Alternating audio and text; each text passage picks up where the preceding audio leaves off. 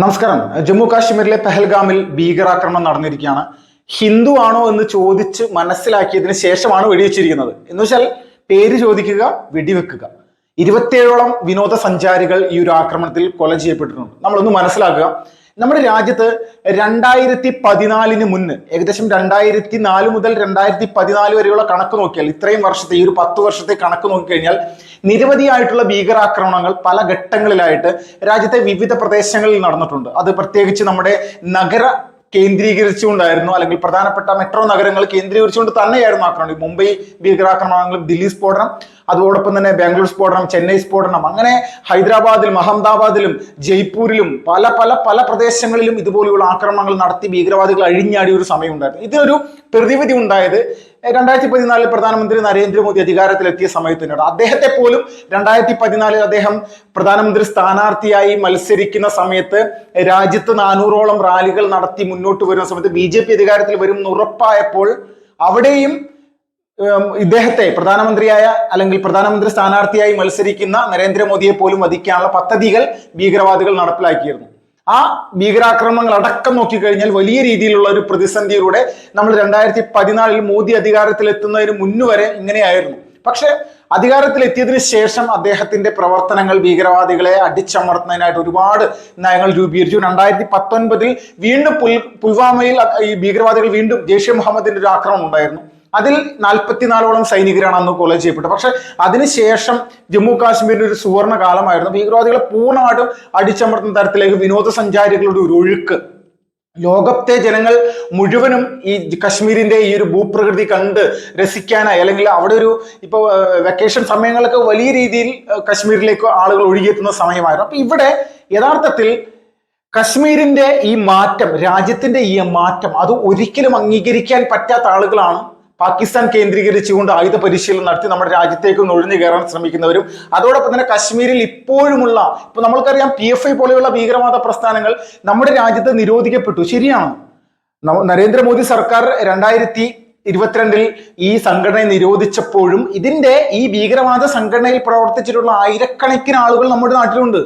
ഇത് തന്നെയാണ് കശ്മീരിന്റെ ഈ സ്ഥിതി. കശ്മീരിൽ വലിയ രീതിയിൽ ഈ ഭീകരവാദികൾ അടിച്ചമർത്തിയെങ്കിൽ പോലും ആ മാനസികാവസ്ഥയോട് കൂടി ഏത് സമയത്തും പൊട്ടിത്തെറിക്കാനും ഏത് സമയത്തും ആക്രമണം നടത്താനുമായിട്ടും ആയിരക്കണക്കിന് ആളുകൾ ഇപ്പോഴും കാശ്മീരിൽ തയ്യാറായി നിൽക്കുന്നു എന്നുള്ളതിന്റെ ഉദാഹരണമാണ് ദ റെസിസ്റ്റന്റ് ഫ്രണ്ട് എന്ന് പറയുന്ന ഭീകരവാദ സംഘടന TRF ഇവർ നടത്തിയിട്ടുള്ള ഈ ഒരു ആക്രമണം.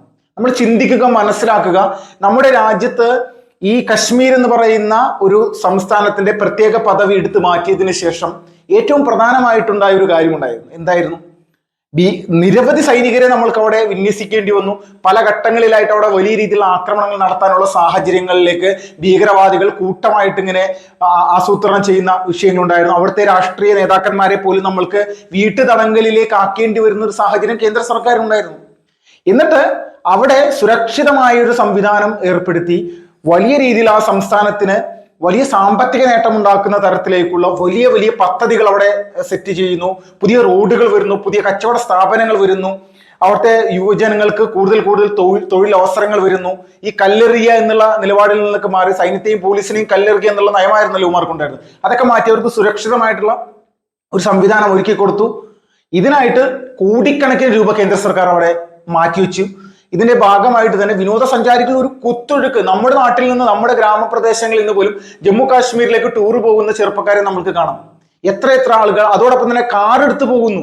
അപ്പോൾ ഇന്നത്തെ ഒരു സിറ്റുവേഷനിൽ കശ്മീരിൽ ആദ്യം ഇവിടെ മുടക്കേണ്ടത്, അല്ലെങ്കിൽ ആദ്യം ഇവിടെ നശിപ്പിക്കേണ്ടത് ഇന്ത്യൻ സൈന്യത്തെ അല്ല, ഇങ്ങോട്ട് വരുന്ന, അല്ലെങ്കിൽ ഇങ്ങോട്ട് കശ്മീരിലേക്ക് വരുന്ന ആളുകളെ ഭയപ്പെടുത്തുക എന്നുള്ള നയമാണ്. ആ നയമാണ് ഇപ്പോൾ ഈ റെസിസ്റ്റന്റ് ഫ്രണ്ട് എന്ന് പറയുന്ന TRF എന്ന് പറയുന്ന സംഘടന അവിടെ നടപ്പിലാക്കിയിരിക്കുന്നത്.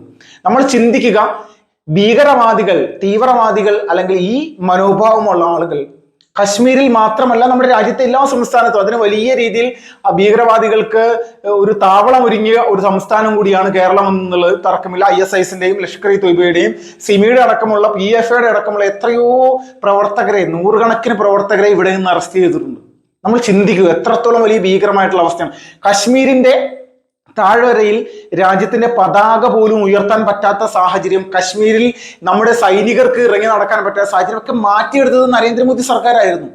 എന്നിട്ട് നമ്മുടെ രാജ്യത്ത് ഭാരത് ജോഡോ യാത്ര എന്ന് പറയുന്ന ഒരു യാത്ര നടത്തി ജമ്മു കാശ്മീർ വരെ പോയി രാഹുൽ ഗാന്ധി ചെയ്ത് പറഞ്ഞിട്ടുള്ള കാര്യങ്ങളൊക്കെ നമ്മൾക്ക് ഈ ഒരു സമയത്ത് നമ്മൾ ഓർത്തെടുക്കണം. കശ്മീരിലെ ജനങ്ങൾ എന്തോ അദ്ദേഹത്തെ പൂമാലകൾ എറിഞ്ഞുകൊണ്ടാണ് സ്വീകരിക്കുന്നത് എന്നുള്ള രീതിയിലേക്കാണ് പറഞ്ഞത്.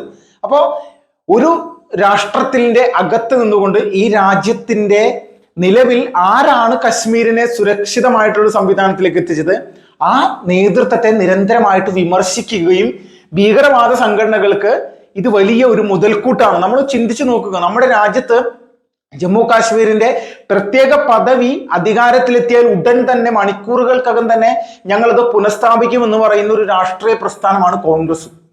നമ്മൾ ചിന്തിച്ചു നോക്കും, ഇപ്പോഴും നമ്മുടെ രാജ്യത്തെ പൗരന്മാർക്ക് ഹിന്ദുക്കൾക്ക് ഹിന്ദു എന്ന് തന്നെ നമ്മൾ എടുത്തു പറയാം. കാരണം അവിടെ പേര് ചോദിച്ചിട്ടാണ് അവിടെ വെടിവെച്ച് കൊലപ്പെടുത്തിയിരിക്കുന്നത്.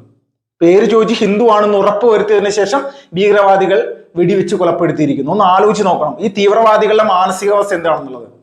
അപ്പൊ അന്യമതസ്ഥനെ കൊന്നൊടുക്കുക എന്നുള്ള തീവ്രവാദികളുടെ രാജ്യദ്രോഹികളുടെ നയം കശ്മീരിൽ അവർ കൃത്യമായിട്ട് നടത്തിയാണ്.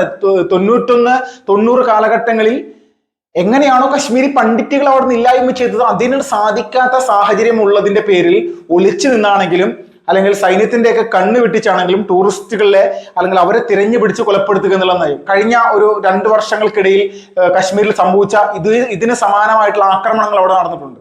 അത് കശ്മീരി പണ്ഡിറ്റുകളായിട്ടുള്ള ഇപ്പോഴും അവിടെ താമസിക്കുന്ന കുറച്ച് ആളുകളുണ്ട്, അവരെ കൊലപ്പെടുത്തുക. അതോടൊപ്പം തന്നെ ബീഹാറിൽ നിന്നും UP-യിൽ നിന്നും ദില്ലിയിൽ നിന്നൊക്കെ അവിടെ കച്ചവടങ്ങൾക്ക് എത്തിയിട്ടുള്ള ആളുകളെ കൊലപ്പെടുത്തുക. ഇവരൊക്കെ ഹിന്ദു ആണെന്ന് ഉറപ്പുവരുത്തിയതിനു ശേഷം അവരെ കൊലപ്പെടുത്തുക. രാജസ്ഥാനിൽ നിന്ന് ജയ്പൂരിൽ നിന്നൊരു ബാങ്ക് മാനേജർ അവിടെ കശ്മീരിൽ ജോലി ചെയ്യുന്നുണ്ട്, അദ്ദേഹത്തെ പോലും ബാങ്കിൽ കയറി വെടിവെച്ച് കൊലപ്പെടുത്തുക.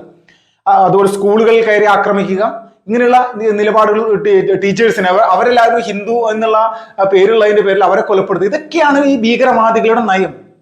പാകിസ്ഥാനിൽ നിന്ന് പരിശീലനം നേടി നമ്മുടെ രാജ്യത്തേക്ക് വന്നിട്ടുള്ള ഒരുപാട് ആളുകൾ ഇപ്പോഴും കശ്മീരിൽ അവിടെ നിലനിൽക്കുന്നുണ്ട്. ഇവരുടെ ഒരു പരിശീലനം ഇവരിപ്പോ കൃത്യമായിട്ട് ചെയ്യുന്നുണ്ടാകാം. അതിന്റെ പേരിലാണ് ഇങ്ങനെ ഒരു ആക്രമണത്തിന് അവർക്ക് അതിനൊരു വലിയൊരു വഴിയൊരുക്കിയിരിക്കുന്നത്. ഇപ്പോൾ കശ്മീരിൽ ഭീകരവാദികൾ നിരന്തരമായിട്ട് ആക്രമണം നടത്തുന്നില്ലെങ്കിൽ പോലും അവർ ഏത് സമയവും അവിടെ ഒരു പൊട്ടിത്തെറി നടത്താൻ പറ്റുന്ന തരത്തിലേക്കുള്ള സജ്ജീകരണങ്ങൾ ഒരുക്കുന്നുണ്ട്. അതിന്റെ ഭാഗം തന്നെയാണ്, തർക്കമില്ല. അവിടെ സംസ്ഥാന പദവിയിലേക്ക് വീണ്ടും കേന്ദ്ര ഭരണത്തിൽ നിന്ന് സംസ്ഥാന പദവിയിലേക്ക് ആ ഒരു സംസ്ഥാനം മാറിക്കഴിഞ്ഞപ്പോൾ വീണ്ടും ഭീകരവാദികൾ അവിടെ അഴിഞ്ഞാടാനുള്ള എല്ലാവിധ സാഹചര്യങ്ങളും അവിടെ ഒരുങ്ങിയിരിക്കുകയാണ്. കാരണം അവിടുത്തെ മുഖ്യമന്ത്രി അടക്കമുള്ള ആളുകൾ അവരുടെ മാനസികാവസ്ഥ എന്താണ്, അവരെങ്ങനെയാണ് അവിടെ പ്രവർത്തിച്ചിട്ടുള്ളത്, ഇത്രയും നാൾ അവർ എന്ത് പ്രവർത്തനത്തിൽ നിന്നാണ് ഇങ്ങനെ ഉയർന്നു വന്നിട്ടുള്ളത്, അവിടെയെല്ലാം നയം എന്താണ്, കശ്മീരിന് ഇപ്പോഴും പ്രത്യേക പദവി പുനഃസ്ഥാപിക്കണമെന്ന് പറയുന്ന ആളുകൾ തന്നെയാണ് ഇന്നവിടെ അധികാരത്തിലിരിക്കുന്നത്.